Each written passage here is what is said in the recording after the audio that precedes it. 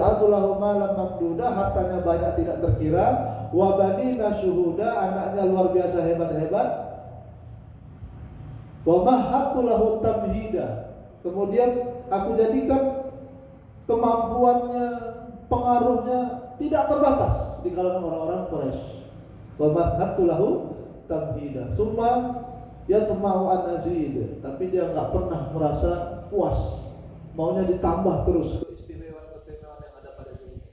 Summa yatma'u an azid, kalla innahu kana li ayatina anida. Tidak, kata Allah, cukup. Ya. Allah Subhanahu wa taala katakan cukup bagi Al-Walid ibnul Mughirah. Di balik keistimewaan yang ada pada dirinya, hartanya, anak-anaknya, pengaruhnya, kemampuan retorikanya, ya, pengaruhnya di kalangan orang-orang Quraisy, tidak diberikan kelebihan oleh Allah Subhanahu wa taala. Apa kelebihan itu? Mereka Al-Walid bin Mughirah wafat dalam keadaan musyrik. Ya. Jadi tidak ada gunanya itu kata Allah. Bahkan sia-sia itu semua. Karena wafat dalam keadaan musyrik. Ini Al-Walid bin Mughirah. Sebetulnya Bapak Ibu yang dirahmati Allah, saya pernah cerita dulu ini. Ya, Al-Walid bin Mughirah ini. Rasulullah Bapak Ibu pernah jumpa sama beliau, jumpa sama Al-Walid ya. Rasulullah berjumpa, dia ngobrol. Yang membuat Al-Walid bin Mughirah ini Bapak Ibu mikir. Ya, diundang makan sama Rasul, kemudian ngobrol, mikir dia. Sampai akhirnya dia bingung. Ya, ini yang disampaikan Muhammad betul semua ini ya. Semuanya betul, nggak ada yang salah. Akhirnya saking bingungnya Bapak Ibu yang dirahmati Allah, dia mengurung diri selama berhari-hari, nggak keluar rumah. Ya, sampai akhirnya tersebar di kalangan orang-orang Quraisy, warga Mekah, bahwa Al-Walid masuk Islam. Jadi Abu Jahal jalan-jalan di pasar panggil orang, Abu Jahal, nggak tahu itu paman kau itu orang yang paling berpengaruh di Mekah ini, udah ikut gelap macam Muhammad. Karena orang Mekah itu kalau bilangkan orang masuk Islam itu dibilang gila, sobat. Itu gila macam Muhammad juga dia. Wah, tapi itu udah Abu Jahal. Al-Walid, iya. Langsung datang dia. Tok. Coba, apa terima tamu kata Walid. Amr bin Hisham, kotaannya. Ya, Hisham bin Mughirah. Ya. Amr bin Hisham itu nama Abu Jahal. Ya. Kalau Bapak pasti nggak ingat tuh nama Abu Jahal kan? Taunya Abu Jahal aja. Ya. Namanya siapa? Amr bin Hisham. Dibuka sama Al-Walid pintunya, buka. Ada apa wahai Amr bin Hisham? Kotaannya kan? Aku dengar kau ikut gila macam Muhammad. Diceritakan sama Al-Walid, hai Amr bin Hisham, saya rasa masuk Islam aja lah kita. Begitu Pak. Masuk Islam aja lah kita. Kenapa rupanya? Rupanya yang udah dapat, yang kau dapatkan sehingga kau menyarankan kita masuk Islam, ikut Muhammad. Diceritakan sama Al-Walid semuanya yang disampaikan Nabi Muhammad SAW. Begini, udahlah kita ikut dia aja. Dia pasti jadi orang besar. Satu dunia ini akan mengenal dan umatnya pasti banyak nanti. Kalau dia berhasil kita juga bangga. Kita kan masih saudara. Orang itu kan punya hubungan darah dengan Nabi Muhammad SAW. Kan bangga juga kita. Ada orang Quraisy yang tazahar atau apa namanya menjadi terkemuka di kalangan dunia ini, masyarakat dunia nantinya. Kata itulah cerdasnya Al-Walid itu.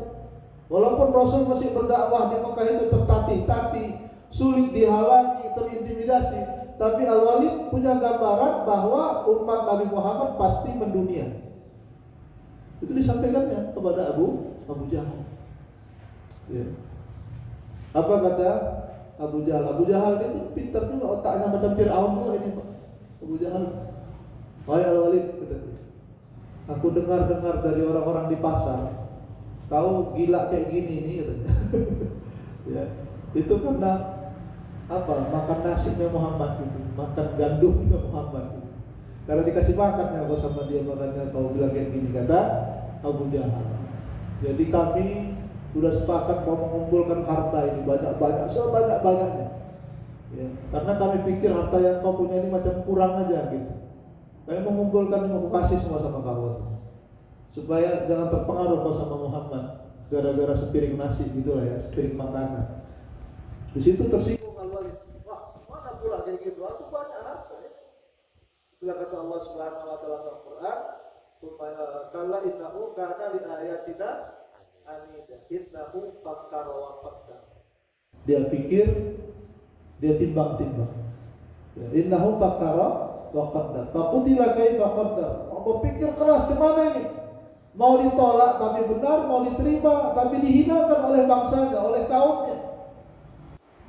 Faqutila kaifa qaddar. Tsumma qutila kaifa qaddar. Terus berpikir keras. Tsumma nadhar, dia pandang. Tsumma abasa wa basar, tsumma adbara wastakbar. Akhirnya dia tidak akhirnya dia menolak untuk ikut Nabi Muhammad. Tsumma adbara wastakbar, tsumma adbara wastakbar. Terus habis itu apa? Faqala in hadza illa sihrun yusar. Ya, kalau memang kita mau menolak Muhammad, cakap dia tuh betul semua. Sekurang-kurangnya bagaimana caranya supaya orang nggak ikut Muhammad? Kita bilang dia tukang sihir. Jadi kalimat tuduhan kepada Rasul itu tukang sihir itu dari dia, dari Al-Walid ibn Mughirah, bikin opini bahwa Muhammad tukang sihir. Kenapa? Karena dengan sihirnya, jadi wahyu yang dikirimkan Allah, Al-Quran yang diturunkan Allah Subhanahu wa taala kepada Rasulullah SAW itu diibaratkan seperti mantra. Jadi hati-hati kalau Muhammad baca mantra, takut kena sihir. Jadi kalau dia baca mantra jangan dekat-dekat.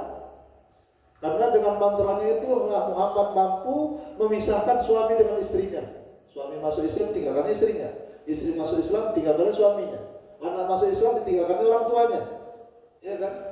Dan seterusnya. Jadi hati-hati dengan mantranya Muhammad. Nah, ini dari dia ini, Pak. Yang awalnya mau masuk Islam, kemudian akhirnya memerangi Islam. Semua kegiatan untuk menghalangi dakwah Rasulullah SAW itu yang paling banyak membiayainya ada Al-Walid ibn Mughirah. Maka Bapak Ibu yang dirahmati Allah, pada waktu itulah Al-Walid ibn Mughirah itu wafat. Ya. Jadi Bapak Ibu, orang-orang Mekah ini yang paling berpengaruh itu Bapak Ibu itu 3. Yang pertama Al-Walid ibn Mughirah. Ya. Yang kedua Abu Jahal, Amr bin Hisham. Yang ketiga Abu Sufyan. Ini orang-orang kaya ini, Pak. Ya, Abu Sufyan, pedagang kaya. Ya. Al-Walid meninggal, wafat. Maka setelahnya yang paling berpengaruh Amr bin Hisham, Abu Jahal. Abu Jahal itu pun wafatnya, meninggalnya, tewasnya ketika perang Badar, kan? Ketika perang Badar. Jadi setelah itu yang paling berpengaruh sampai seterusnya adalah Abu Sufyan. Abu Sufyan akhirnya masuk Islam di akhir hayat Rasulullah SAW. Abu Sufyan akhirnya masuk Islam. Jadi Bapak yang dirahmati Allah Subhanahu wa taala, wafat Al-Walid ibn Mughirah. Kemudian pada tahun pertama ini juga Bapak Ibu terjadi tahwilul kiblah. Terjadi perpindahan kiblat dari Baitul Maqdis, ya di sana. Ini misalnya Masjid Nabawi, Bapak Ibu, Baitul Maqdis itu sana. Ini misalnya Masjid Nabawi, Baitul Maqdis di sana. Jadi kaum muslimin Bapak Ibu sholat, ya, itu menghadap kiblatnya ke Baitul Maqdis, Masjid Aqsa, ya, ke Masjid Aqsa. Jadi hadap sana. Ya. Ketika sholat di sana, tiba-tiba Rasulullah SAW sering melihat atau menongakkan wajah beliau ke langit. Tengok langit, minta sama Allah. Ya, baik.